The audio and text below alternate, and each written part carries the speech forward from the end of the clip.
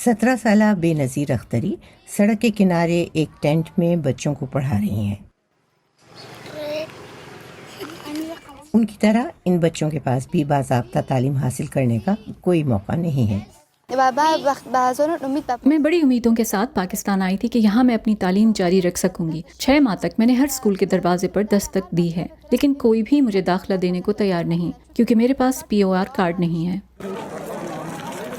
اختری ان لگ بھگ 2.5 لاکھ افغانوں میں سے ایک ہیں جو ملک سے فرار ہو کر پاکستان آئے تھے۔ پاکستان میں داخل ہونے کے بعد افغان پناہ گزین اپنی رجسٹریشن کا ثبوت یا POR حاصل کر سکتے ہیں، جس سے انہیں پاکستان میں قانونی طور پر رہنے کی اجازت ملتی ہے۔ یہ کارڈ پاکستان کی حکومت اقوام متحدہ کے پناہ گزینوں کے ادارے کے تعاون سے جاری کرتی ہے۔ کیونکہ پناہ گزینوں کی بہت بڑی تعداد کو اس کارڈ کی ضرورت ہے، اس لیے انہیں 1 برس یا اس سے بھی زیادہ انتظار کرنا پڑ سکتا ہے، اور اسی وجہ سے ان کی زندگی بہت دشوار ہے۔ کرائے پر مکان لینا انتہائی مشکل ہے۔ ہم اپنے فون کے لیے SIM کارڈز نہیں لے سکتے۔ رجسٹریشن کارڈ کے بغیر بنیادی ضروریات کی چیزیں لینا بھی دشوار ہے۔ طالبان کے افغانستان کا کنٹرول سنبھالنے سے پہلے بھی تقریباً 30 لاکھ افغان مہاجرین پاکستان میں مقیم تھے۔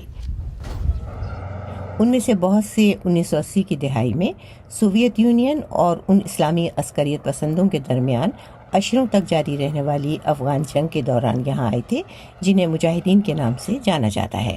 عشروں پہلے آنے والے ان مہاجرین میں سے بھی کچھ کو سرکاری طور پر پناہ گزین کی حیثیت حاصل نہیں ہے۔ بہت سے نئے آنے والے مہاجرین کا کہنا ہے کہ وہ کہیں اور منتقل ہونا چاہتے ہیں، زیادہ تر یورپ یا شمالی امریکہ جانا چاہتے ہیں۔ UNHCR کے حکام کا کہنا ہے کہ کارڈ جاری کرنے کے لیے وقت اور کوشش درکار ہے۔ جب لوگ اتنی بڑی تعداد میں آتے ہیں تو ان کے لیے ضابطے کی کارروائی کرنا بہت مشکل ہو جاتا ہے۔